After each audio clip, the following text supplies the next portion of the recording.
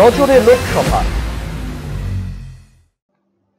কুলিক পক্ষীনিবাসকে কেন্দ্র করে গড়ে ওঠা শহর রায়গঞ্জ, যে শহরের নামের উৎপত্তি নিয়ে রয়েছে নানা কাহিনী।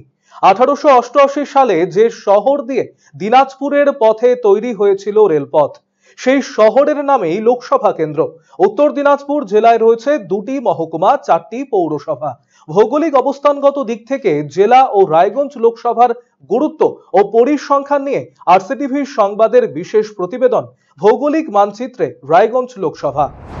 উত্তর দিনাজপুর জেলার 9টি বিধানসভা কেন্দ্র। জেলার সদর শহর রায়গঞ্জ, কুলিক নদীর তীরে গড়ে ওঠা রায়গঞ্জ শহর, যার নামের উৎপত্তি নিয়ে রয়েছে নানান বিতর্ক।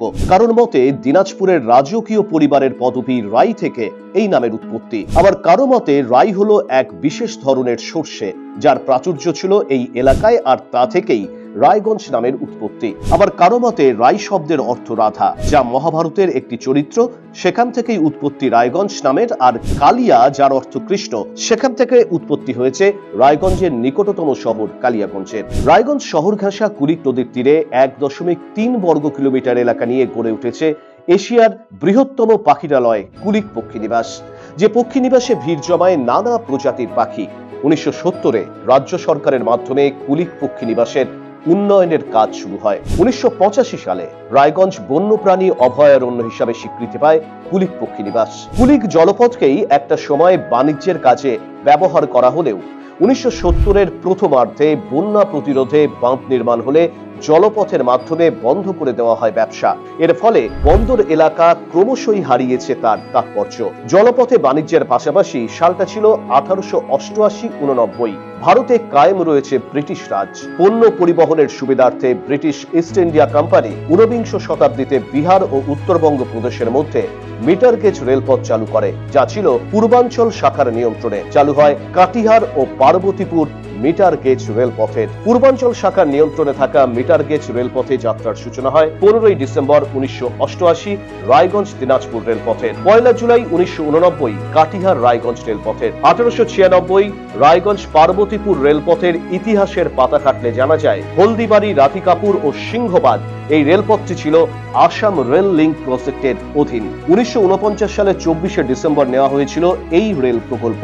সে সময় সমগ্র এলাকাটি ছিল পূর্ব পাকিস্তানের অন্তর্ভুক্ত, কিন্তু স্বাধীনোত্তর ভারত বিভক্তির পর বারসই রাধিকাপুর রেলপথটি একটি শাখা রেলপথে পরিণত হয়, যা ভারতে অন্তর্ভুক্ত হয়, আর পার্বতীপুর যা আজ বাংলাদেশের অন্তর্ভুক্ত। যোগাযোগ ব্যবস্থায় ক্রমেই উন্নত হয়েছে রায়গঞ্জের রেলপথ।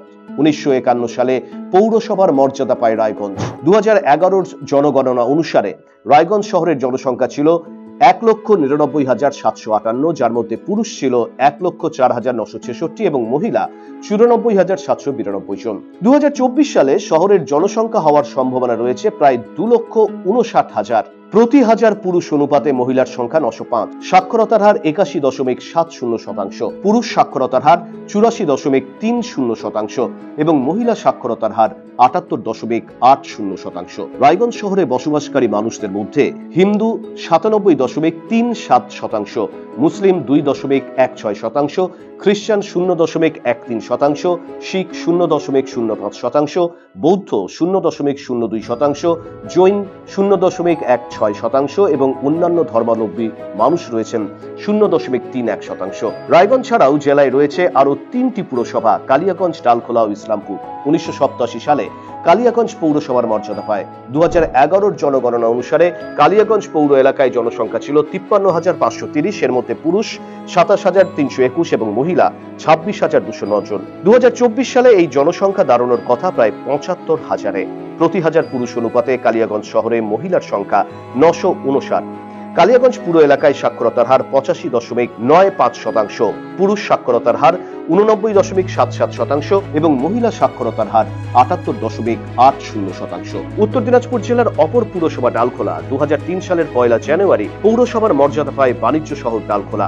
2011-র জনগণনা অনুসারে ডালখোলা শহরের জনসংখ্যা ছিল 36,930, যার মধ্যে পুরুষ 19,230 এবং মহিলা 17,700। 2024-এ এই জনসংখ্যা হওয়ার সম্ভাবনা প্রায় 51,000। প্রতি হাজার পুরুষ অনুপাতে মহিলার সংখ্যা 920 জন। এই শহরে সাক্ষরতার হার 67.67%, পুরুষ সাক্ষরতার হার 73.49% এবং মহিলা সাক্ষরতার হার 61.31%। জেলার অপর পুরসভাটি হল ইসলামপুর। 1988 সালের 9 ডিসেম্বর পুরসভা হিসেবে আত্মপ্রকাশ করে ইসলামপুর। 2011 জনগণনা অনুসারে এই পুরসভা এলাকায় জনসংখ্যা ছিল 54.530।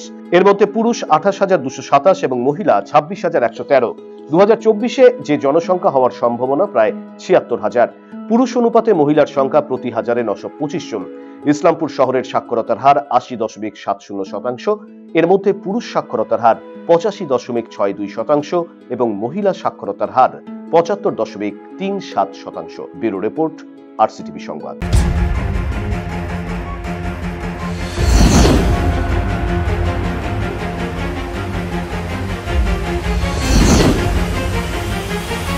নজরে লোকসভা।